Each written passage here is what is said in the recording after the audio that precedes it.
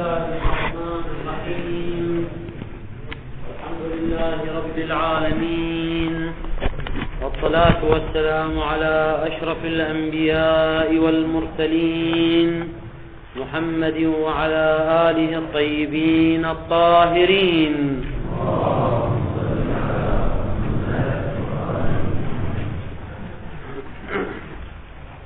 استدل المصنف قدس سره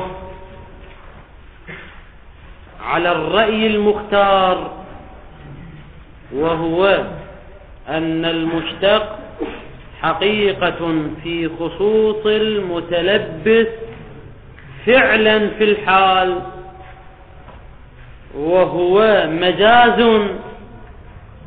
في المنقضي عنه التلبس. استدل بجملة من الأدلة. الدليل الأول هو التبادر، الدليل الثاني صحة السلب عن المنقضي، الدليل الثالث هو برهان التضاد، حيث قلنا في برهان التضاد أنه بعض الصفات كالقيام والجلوس هي من الأمور المتضادة،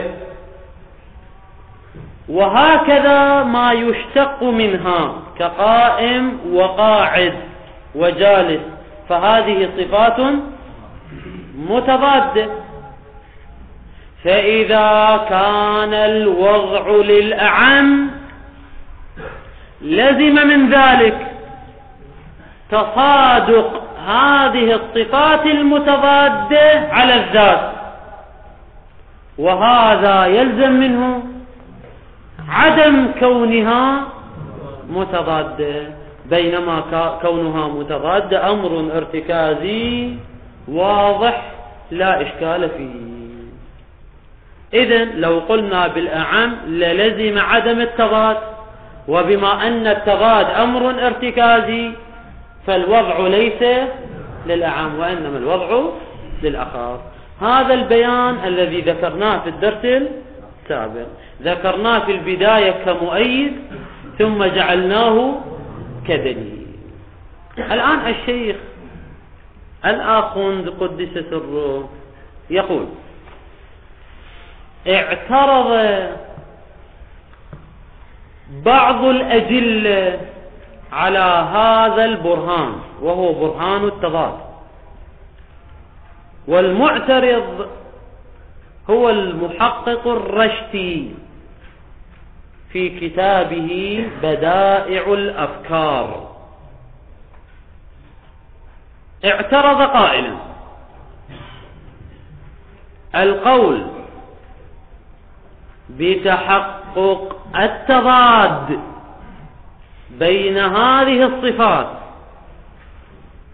والقول بعدم التضاد بينها هو مسألة مبنائية. شلون يعني مبنائية؟ يقول: فإذا قلنا في المشتق بالاشتراط،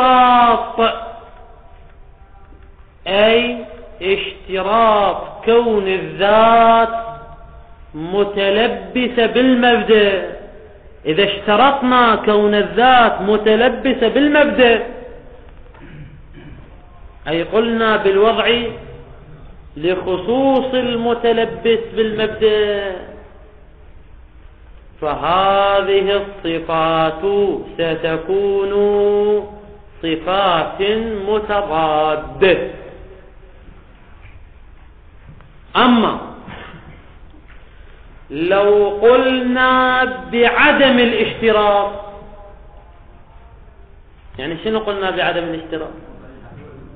أي قلنا بعدم اشتراط تلبس الذات بالمبدأ، أي قلنا بالأعم من الفرد المتلبس والفرد المنقضي.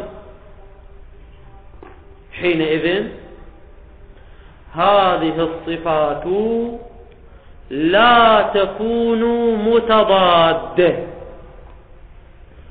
لأنه على القول بالأعم سيكون إطلاق القائم والجالس على زيد سيكون إطلاقا حقيقيا. زيد قائم إطلاق حقيقي، زيد جالس أيضا إطلاق حقيقي، لأنه على القول بالأعم. وإذا كان الإطلاق حقيقيا إذن لا يوجد تضاد بين هذه الصفات. والنتيجة المسألة مبنائية. إن قلنا بالمبنى الأول وهو الاشتراط، يعني القول بالوضع لخصوص المتلبس، نتيجة ذلك المبنى هي أن الصفات متضادة. أما إذا قلنا بالمبنى الثاني اللي هو الأعم، أي قلنا بعدم اشتراط التلبس وبقاء التلبس، فحينئذ الصفات تتصادق. يعني شنو؟ يعني هي متضادة وليست متضادة؟ ليست متضادة.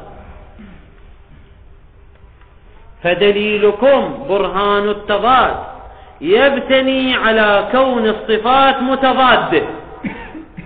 لذلك قلتم لو كان الوضع للأعم فهذا خلاف كونها متضادة، وكونها متضادة أمر ثابت جزما، فلا نقول بالأعم.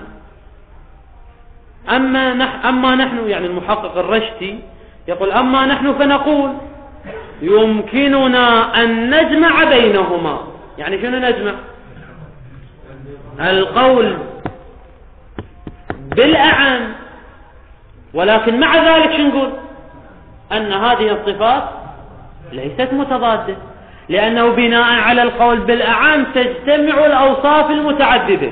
يعني الآن زيد جالس وكان قبل ساعة قائما، زين إذا قلنا جالس هذا استعمال حقيقي، إذا قلنا قائم على القول بالأعم أيضا حقيقي، وإذا كان قائم حقيقي جالس حقيقي، إذن هذه الصفات ليست متضادة، مو خلاف كونها متضادة، أصلا هي ليست متضادة. إذن هذه المسألة مبنائية. أنتم تقولون بالوضع لخصوص المتلبس، لذلك ترون أنها متضادة. نحن نقول بالوضع للأعم، لذلك نرى أنها ليست متضادة. فالمسألة شنو؟ اختلاف مبنائي. فكيف تلزموننا برأيكم مع أننا نرى أنها ليست متضادة؟ الجواب قبل الجواب طبعا قبل الجواب. هذا الكلام الذي ذكره المحقق الرشدي لم يبينه بطريقة الدور، ولكن بعض المحشين على الكفاية حاول أن يبينه بطريقة الدور، فيكون إشكال المحقق الرشدي على برهان التضاد هو إشكال دوري، أي أن هذا البرهان يلزم منه الدور. توضيح ذلك يقول: من جهة نقول الوضع لخصوص المتلبس يتوقف على كون الصفات متضادة فيما بينها. هاي منين جبنا هاي الملازمة؟ توقف منين هذا؟ لأننا نريد أن نستدل ببرهان التضاد على الوضع للأخص. فالوضع للأخص يتوقف على دليله، اللي هو شنو دليله؟ كون الصفات متضادة. إذن هاي الجهة الأولى، الوضع للأخص مبني ومتوقف على كون الصفات متضادة، وإلا لو لم تكن الصفات متضادة لما قلنا بالوضع للأخص. هاي خليها مقدمة أولى. زي مقدمة ثانية، وكون الصفات متضادة إنما يكون على القول بالأعم أم على القول بالأخص؟ على القول بالأعم لا يوجد تضاد بين الصفات. إذن القول بكون الصفات متضادة يتوقف على القول بالوضع للأخص. فايش راح يصير عندنا؟ ضمن المقدمة الثانية للمقدمة الأولى فيصير عندنا هذا القياس، القول بالوضع للأخص يتوقف على كون الصفات متضادة. لماذا؟ لأنه هو الدليل على القول بالأخص كما هو برهان التضاد. زين.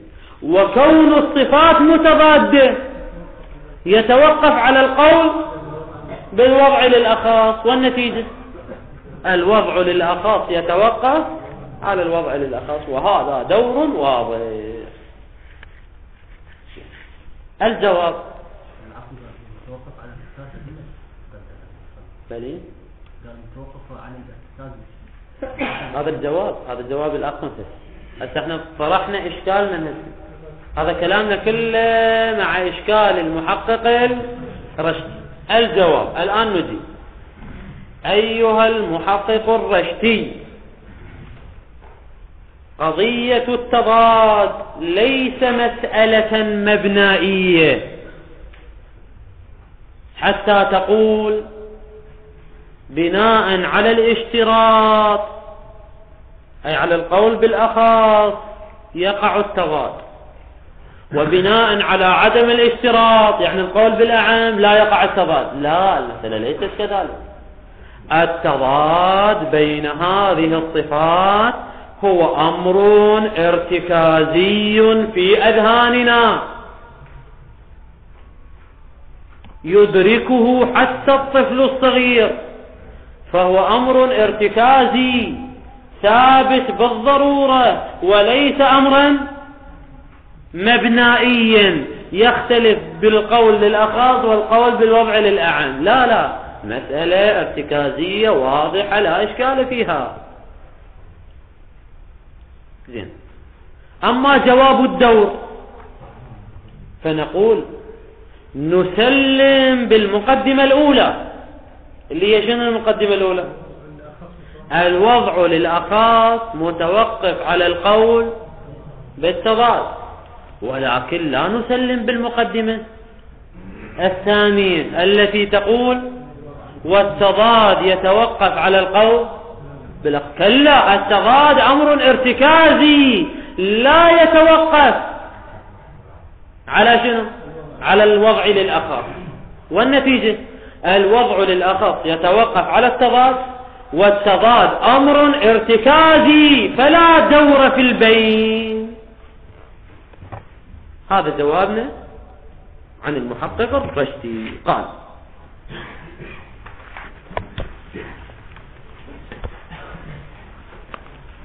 ولا يرد على هذا التقرير. يا تقرير برهان التضاد، تقرير تضاد الصفات، لأننا قلنا وقد يقرر هذا وجها على حدة. ولا يرد على هذا التقرير ما أورده بعض الأجلة من المعاصرين، وهو المحقق الرشدي في بدائع الأفكار.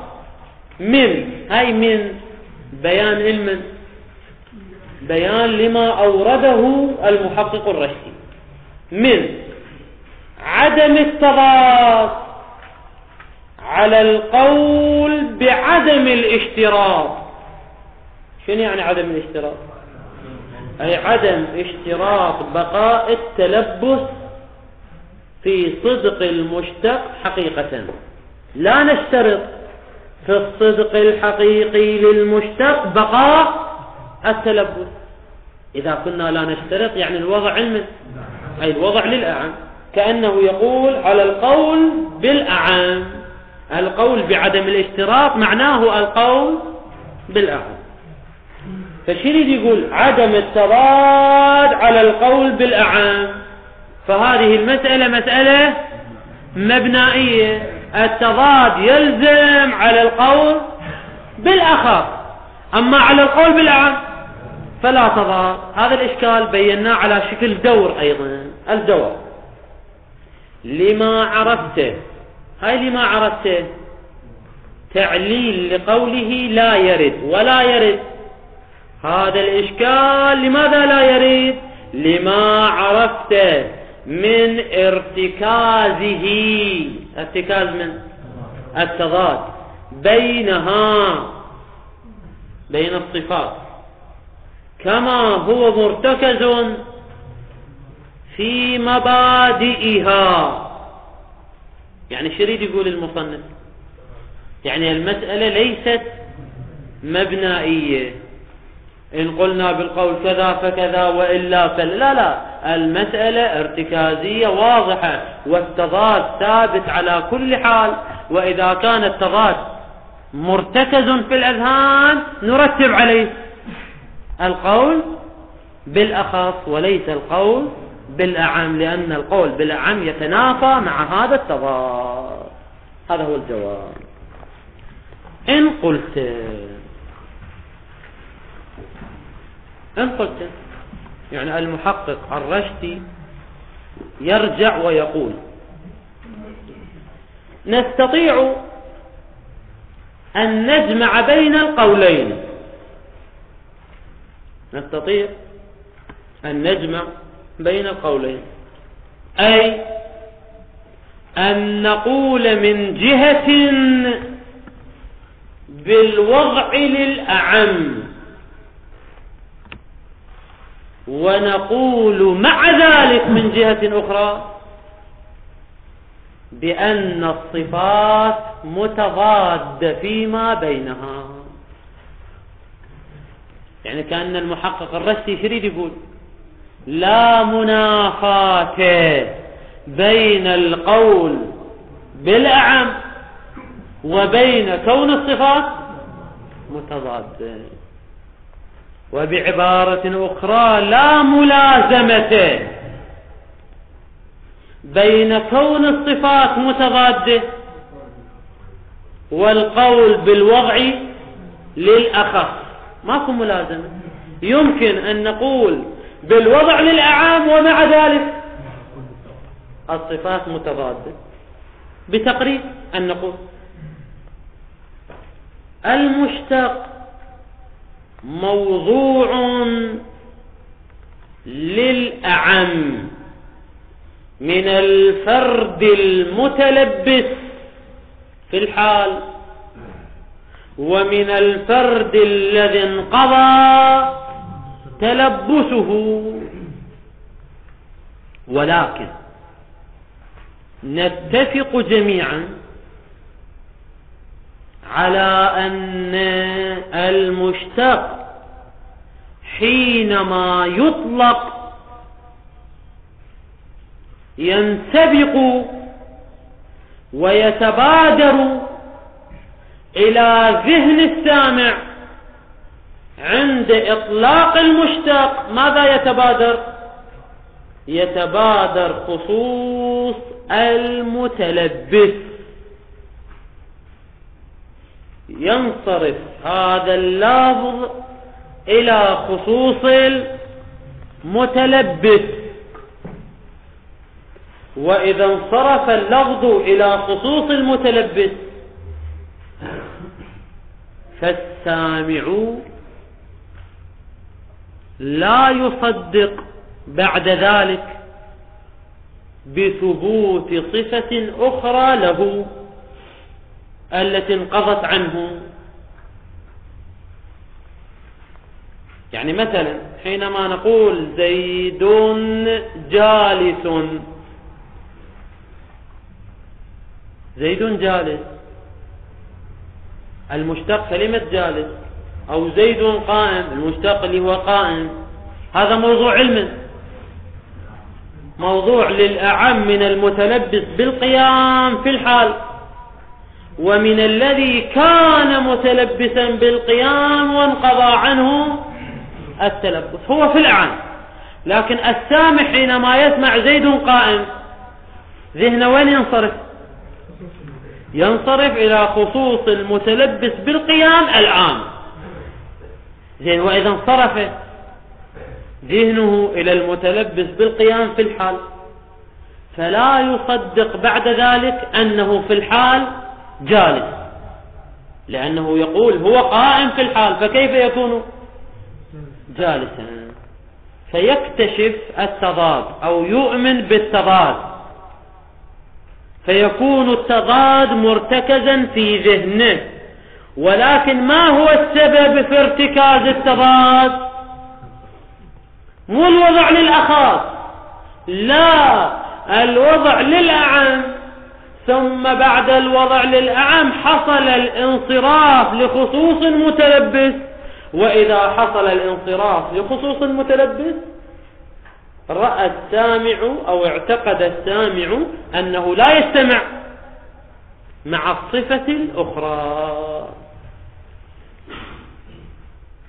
إذن النتيجة، مع أننا قلنا بالأعم لكننا صورنا التضاد بين الصفات، فلا معنى لقولكم إن قلنا بالأعم لما كانت الصفات متضادة. لا لا لا، نقول بالأعم والصفات متضادة ببركة شنو؟ الانصراف، أو ما يعبرون عنه الانسباق الإطلاقي أو انسباق المتلبس. الجواب الانصراف له أسباب. ما هو قصدك من انصراف خصوص المتلبس؟ ثلاثة احتمالات كلها لا نقبلها. الاحتمال الأول، طبعا ما ذاكرهم كلهن الشيخ المصنف، ذاكر بس الثالث، لكن تتمة المطلب لابد أن نذكرهن ثلاثة. الاحتمال الأول أن يكون مرادك بالانصراف إلى الفرد المتلبس هو كون الفرد المتلبس هو الفرد الأكمل، الفرد الأكمل من أفراد المشتق. الجواب عن هذا الاحتمال أن الفرد الأكمل لا يؤدي إلى الانصراف، وإلا لو كان الفرد الأكمل يسبب انصراف اللفظ إليه لما بقي عندنا إطلاق أبدا، لأن كل مطلق له فرد أكمل. يعني مثلا أقول لك أكرم العالم، هو العالم أكو شنو؟ الفرد الأكمل وهو الأعلم، يعني راح يصير خطابي مختص بالعالم الكامل الأكمل، وهذا لم يقل به أحد. أو اعتق رقبة، يعني يا رقبة الفرد الأكمل، هذا لا يلتزم به أحد. الاحتمال الثاني أن يكون مقصودك أن الفرد المتلبس هو الفرد الغالب وجودا ومصداقا، أي أن الواقع خارجا والمتحقق خارجا ومصداقا. الفرد المتلبس هو الغالب، أما الفرد المنقضي عنه التلبس فهو شنو؟ فرد قليل ونادر، فينصرف اللافظ إلى المصداق المتلبس. لماذا؟ لكثرة الوجود. هذا احتمال ثاني. وهذا جوابه واضح، اللي هو شنو جوابه؟ أن كثرة الوجود لا تؤدي إلى الانصراف، كثرة الوجود لا تؤدي إلى الانصراف كما تقدم وكما ثبت في محله. زين. الاحتمال الثالث أن يقول إن الانصراف هنا بسبب غلبة وكثرة الاستعمال، أي أن استعمال المشتق في الفرد المتلبس هو أغلب وأكثر من استعمال المشتق في الفرد المنقضي عنه التلبس، وبسبب كثرة الاستعمال شنو؟ ينصرف اللفظ إلى خصوص المتلبس. الجواب: نحن نقبل هذه الفكرة ككبرى أو لا نقبلها؟ نقبل الفكرة ككبرى، أن كثرة الاستعمال تؤدي إلى الانصراف، ولكن من قال لكم إن الاستعمال في المتلبس أكثر من الاستعمال في المنقضي عنه التلبس؟ يعني نناقش في الصغرى أم نناقش في الكبرى؟ نناقش في الصغرى.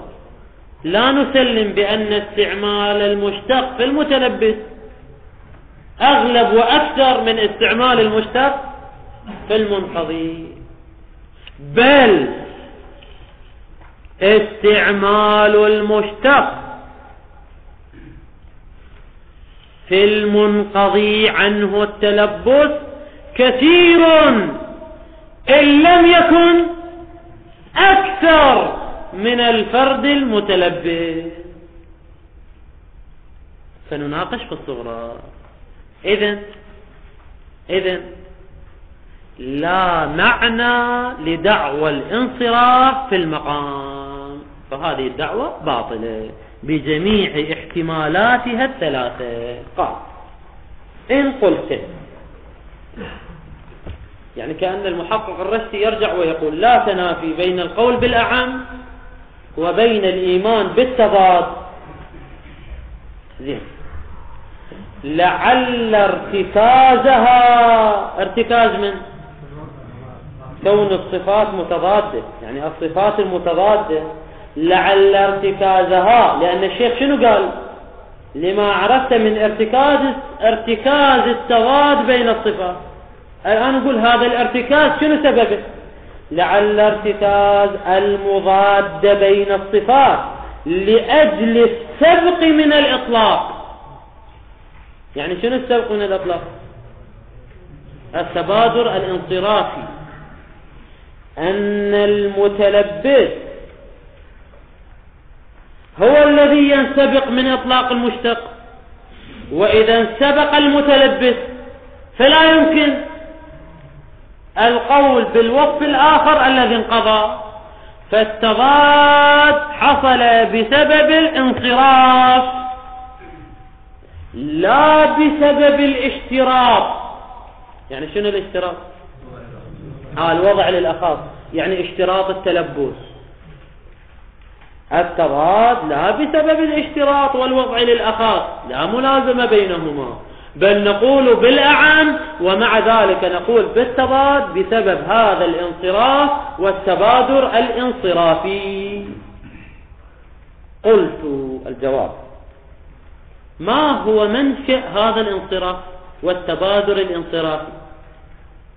إن قلت الفرد الأكمل لا نلتزم به، إن قلت كثرة الأفراد خارجا هذا ليس منشأ للانصراف، إن قلت كثرة الاستعمال لا نلتزم بالصغرى. من قال لك أنه الفرد المتلبس أكثر استعمالا من الفرد المنقضي؟ هو راح يجاوب على الثالث. قلت: لا يكاد يكون، يا هو يكون، لا ارتكاز المضاد بين الصفات. لا يكاد يكون التضاد بين الصفات لذلك. يعني شنو لذلك؟ يعني للسبق من الإطلاق، يعني الانصراف. لماذا؟ طبعا كنت تكمل انت. لا يكاد يكون لذلك بدعوى كون الاستعمال في المتلبس هو الأغلب. لذلك نقول هو بسبب شنو؟ بسبب كثرة الاستعمال. احنا جوابنا شنو؟ لا يكاد يكون لذلك. لماذا؟ لكثرة استعمال المشتق في موارد الانقضاء. لو لم يكن بأكثر من موارد التلبس فأين هو الانصراف إلى الاستعمال الغالب؟ إذا تريد استعمال غالب، الاستعمال الغالب إلمن؟ للمنقضي وليس للمتلبس.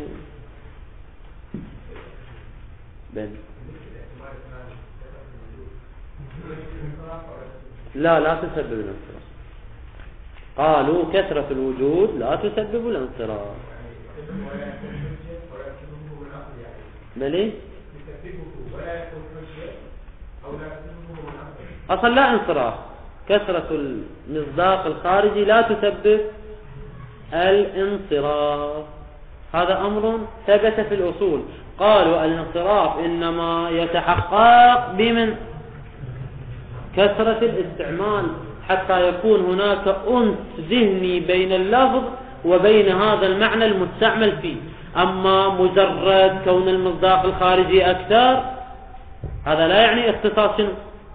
مثلا أقول لك أكرم الطلاب، والأكثر من الطلاب ليسوا سادة، هل هذا يعني أن أكرم الطلاب ينصرف إلى الشيوخ فقط؟ وإن كنت أنا أؤيد هذا الانصراف، لكن هل هذا يعني أنه يحصل الانصراف؟ يحصل أو لا يحصل؟ ما يحصل هذا الانصراف. غلبة المصداق لا يعني شنو؟ الانصراف. أصلا ما يصير انصراف ولا يمنع من التمسك بالإطلاق. والنتيجة كأن الشيخ يقول إذا أردتم انسباقا وتبادرا انصرافيا فلا بد أن تثبتوا كثرة الاستعمال في خصوص المتلبس، بينما التالي باطل. يعني لا تثبت كثرة الاستعمال في المتلبس، إذا لا يوجد لدينا تبادر انصرافي. إن قلت يرجع المستشكل ويقول جوابكم هذا سيسبب لكم مشكلة حينما تدعي أيها الآخوند بأن الاستعمال في الفرد المنقضي قليل أم كثير؟ قالوا كثير إن لم يكن هو الأكثر. الاستعمال في المنقضي كثير أو أكثر، وأنت تقول من جهة أخرى أن المشتق موضوع لخصوص المتلبس. أنت تقول الواضع لخصوص المتلبس، وهذا يعني أن استعماله في المنقضي استعمال مجازي. وإذا كان استعمالا مجازيا كيف تقول استعماله في المنقضي كثير بل أكثر؟ هذا يرد عليه إشكالان. أولا هذا بعيد. ليش بعيد؟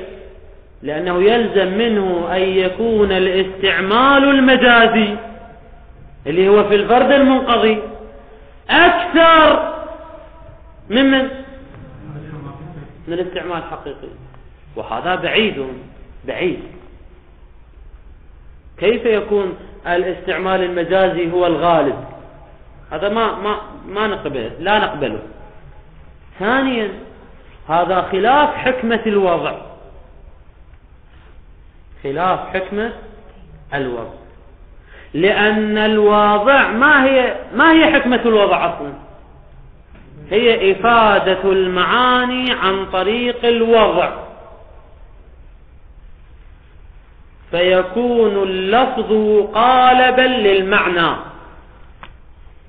فإذا افترضنا أن اللفظ يستعمل دائما في المعنى الموضوع له، أو يستعمل غالبا في المعنى الموضوع له، وقليلا في غير الموضوع له، هذا أمر شنو؟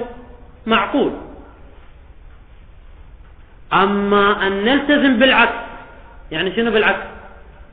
يعني هذا اللفظ له معنيان، وضع للمعنى الأول ولم يوضع للمعنى الثاني، ولكن استعماله في المعنى الثاني أكثر من استعماله في المعنى الأول. لماذا؟ الواضع لماذا لا يضع اللفظ علما؟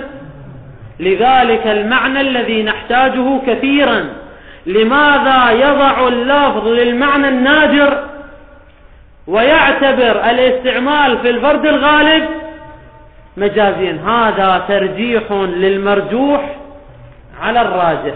يعني معنيان، واحد منهم يستعمل اللفظ فيه نادرا وقليلا، والآخر يستعمل اللفظ فيه كثيرا.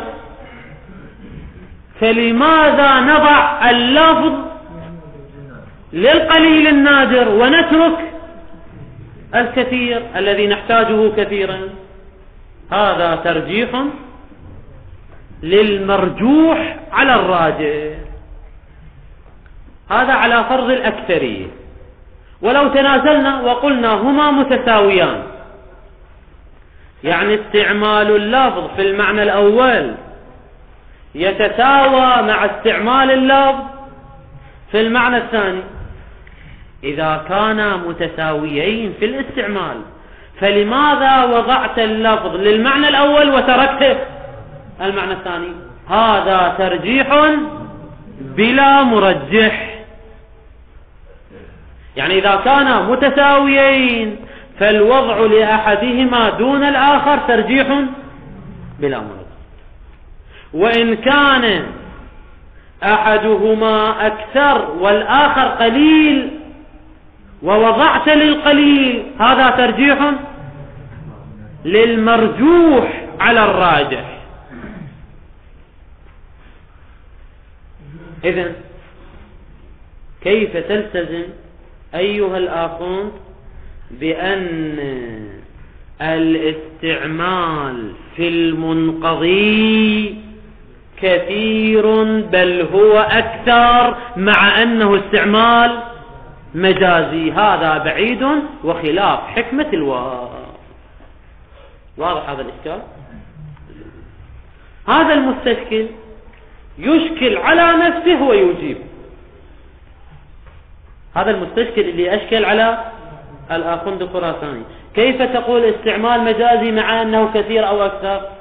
الآن يجي يشكل على نفسه، يقول لا تقول هذا الكلام غير صحيح ولا نلتزم به، لأنه قالوا في محله، قالوا شاع على الألسنة أن أغلب المحاورات العرفية هي محاورات مجازية، ما أكثر المجازات والكنايات وغيرها من الأمور المجازية. قالوا أكثر المحاورات مجازية، فكيف تقول كثرة المجاز أمر بعيد وخلاف حكمة الواضع، مع أن استعمال المجاز في اللغة العربية أكثر من استعمال الحقيقة؟ هذا أمر واقع، فكيف تستبعده أيها المستشكل وتقول خلاف حكمة الوضع؟ يجيب المستشكل نفسه، يجيب يقول أولا لا نسلم بهذه المقولة. يا مقولة أن أكثر المحاورات مجازية، هي لم تصدر من المعصوم سلام الله عليه، حتى نتمسك ونتعبد بها. مقولة صدرت من شخص يمكن أن تكون صحيحة، يمكن أن ندعي عكسها، أن أكثر المحاورات حقيقية. إذا لا نسلم بأصل الدعوة. ثانيا، لو سلمنا أنهم قالوا أن أكثر المحاورات شنو؟ مجازية، لكن المقصود من ذلك هو أن اللفظ الواحد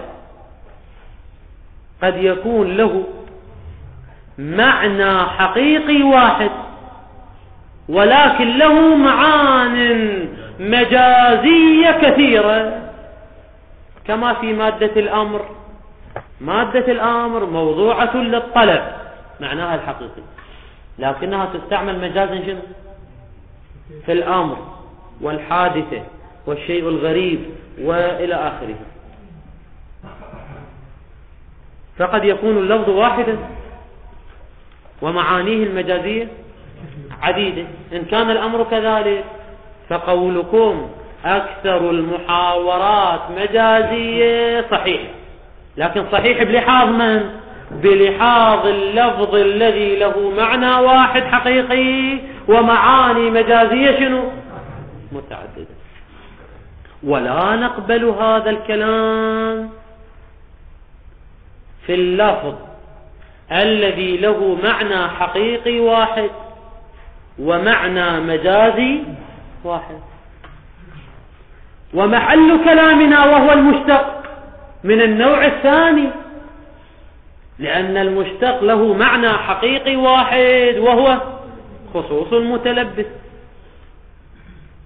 وله معنى مجازي واحد وهو من انقضى عنه التلبس. فأين هي كثرة الاستعمال في المجاز؟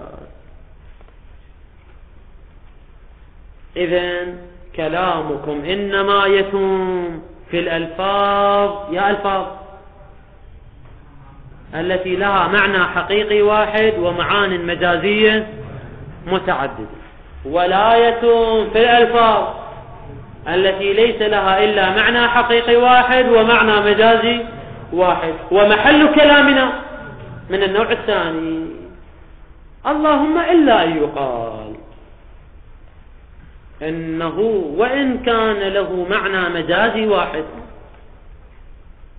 ولكن تستدعي الضرورة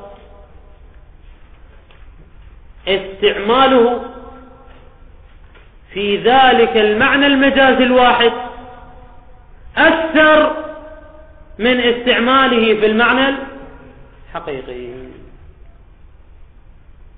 ولكن هذا فرد نادر لو فرد غالب، هذا فرد نادر، بينما نحن نقول عن المشتق هو الفرد الغالب. يعني دائما المشتق يستعمل غالبا في الفرد المنقضي، مو فرد نادر صدفة واتفاقا، لا، بل هي حقيقة دائمية.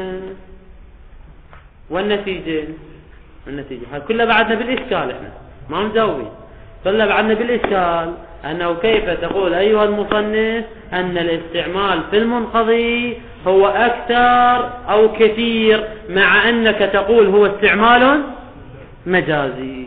هذا بعيد وخلاف حكمة الواضح. قال إن قلت على هذا، يعني شنو على هذا؟ يعني كون الاستعمال في المنقضي كثيرا أو أكثر،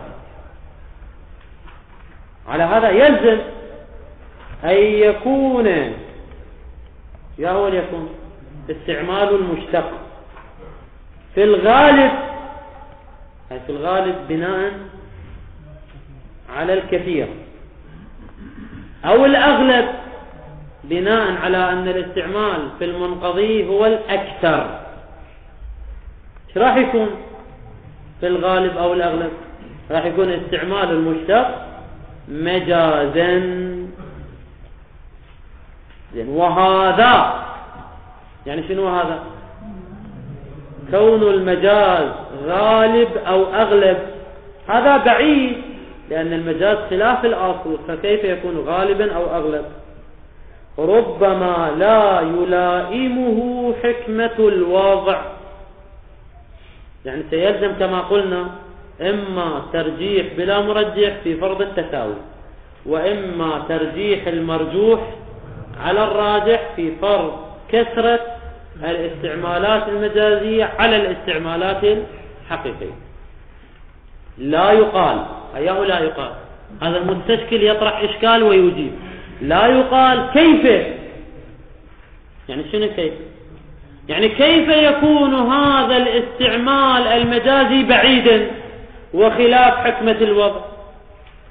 كيف يكون هذا الاستعمال المجازي بعيدا وخلاف حكمة الوضع مع أنه قد قيل بأن أكثر المحاورات مجازات؟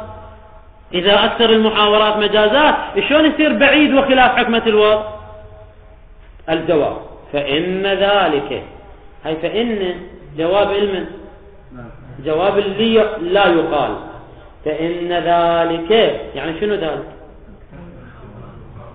كون أكثر المحاورات مجازات لو سلم، هذا الرد الأول. يعني شنو؟ يعني لا نسلم بذلك أن أكثر المحاورات مجازية، لا، أكثر المحاورات حقيقية.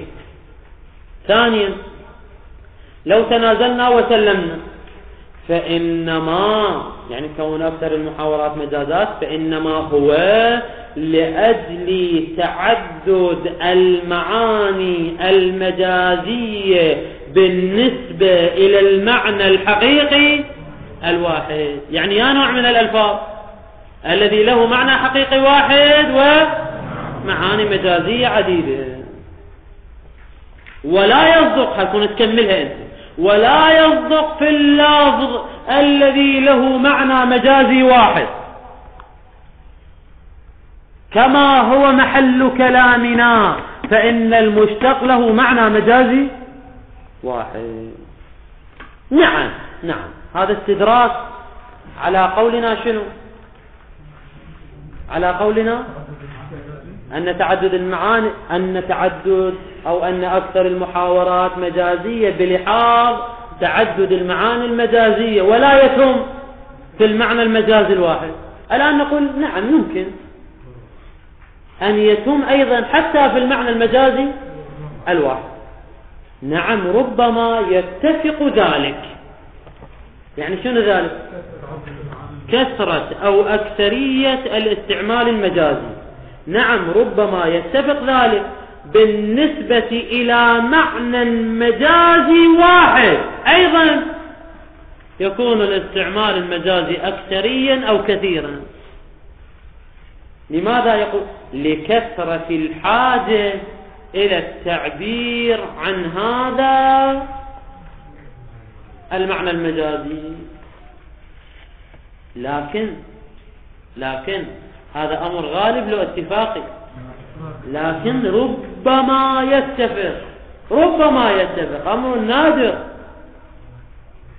لكن أين هذا اللي هو فرد نادر اتفاقي مما نحن فيه، اللي هو المشتق دائما استعماله في المنقضي غالب أو أغلب، كثير أو أكثر، مما إذا كان دائما كذلك. يعني شنو كذلك؟ يعني استعماله في المجاز أكثري أو كثير. المشتق دائما استعماله المجازي كثير أو أكثر، وليس نادرا وفي موارد قليلة. فافهم،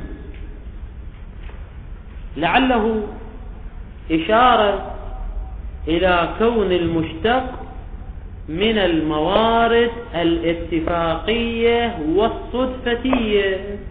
المشتق أيضا يكون من هذه الموارد التي دعت الحاجة فيها إلى شنو؟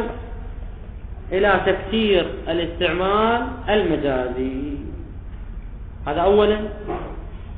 ثانيا لعله إلى أن كثرة الاستعمال في المعنى المجازي لا توجب الوضع للأعم، لأنه قد يستعمل اللفظ في المعنى المجازي كثيرا، لكن مع مراعاة العلاقة المشترطة في الاستعمال المجازي. فإذا راعى العلاقة وإن كان شنو الاستعمال المجازي كثيرا، لكن هذا لا يتنافى مع الوضع للأخص ولا يلزم منه الوضع للأعم. لذلك قال فافهم. قلت هذا الجواب يأتي، والحمد لله رب العالمين، وصلى الله على محمد وآله الطاهرين.